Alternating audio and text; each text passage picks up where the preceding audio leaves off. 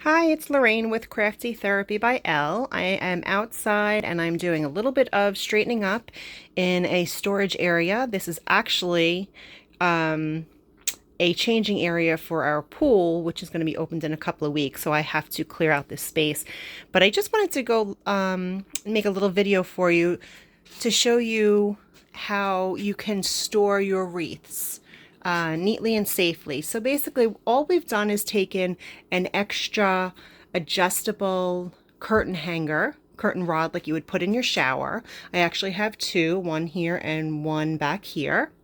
And you just get yourself some S hooks or shower curtain hooks or even just clothes hangers. You put it right through the metal hanger and you attach it. That way they are not stored on top of each other.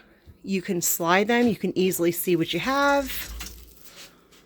This is another one that was just a shower curtain hook.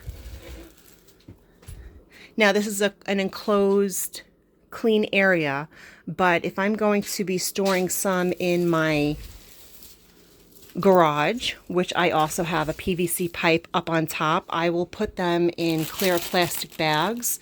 The big clear lawn bags are great because you cover them and you could still see what's through it. You can easily take them up and down. You don't want to stack your wreaths on top of each other. They will get flattened. The bows will get all messed up. So this is a great way. You can store it in your attic. You can store it on top of the garage out of the way. Maybe in a shed up on top. Maybe you have an extra closet.